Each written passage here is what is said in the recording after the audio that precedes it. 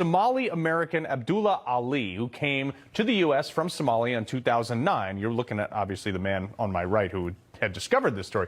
He became a U.S. citizen, started a nonprofit to help immigrants, started several businesses, including a multi-million-dollar migrant care service agency.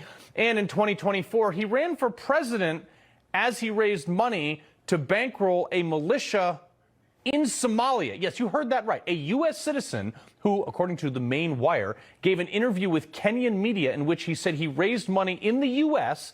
to buy weapons, munitions, and supplies for paramilitary force he had hoped to lead as the president of Jubaland. Yes, that is a real state in Somalia. He was running for president in Somalia. Of course, he lost the election. We reached out to the Gateway Community Services in Maine, which Ali founded, did not hear back, ironically enough. The man who broke this report, editor-in-chief of the Maine Wire, Steve Robinson. Dude, this is crazy. You really can't make this stuff up. I mean, the guy's running a migrant services agency that bills MaineCare, which is what we call Medicaid, about $5 million a year. At the same time that he's running for president. And to be clear, in Somalia, that he's running to be the warlord of Jubaland. Elections in Jubaland aren't exactly like elections in America. It's, whoever has the most guns is able to certify the election. So he needed to buy a paramilitary organization and paramilitary support in order to win that election, and he lost it.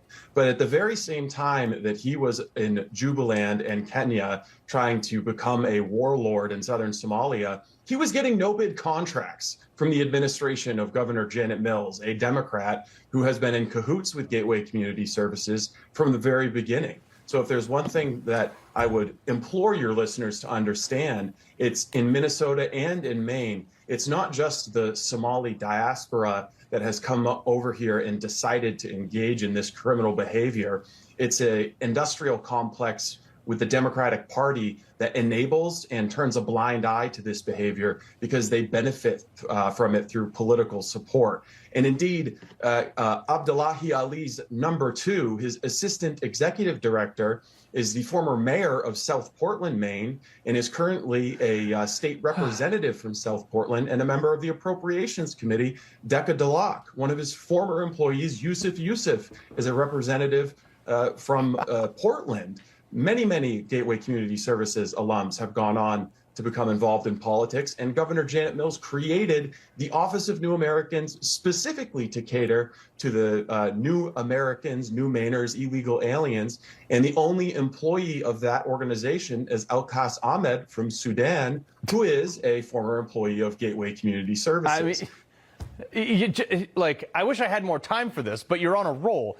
Basically, long story short, is Maine's got a bunch of fraud with people taking money from the government and the taxpayers and then buying rocket launchers, sending them back to run for elections and president of whatever that place is, Jubaland. Jubaland. And then they're also turning around and getting out the vote for Democrats in places like Lewiston, Maine and Portland, Maine. Yeah, and when you drive into Maine, there's a big sign that says Maine, the way life should be. Not the way I see it. Steve Robinson, we appreciate it.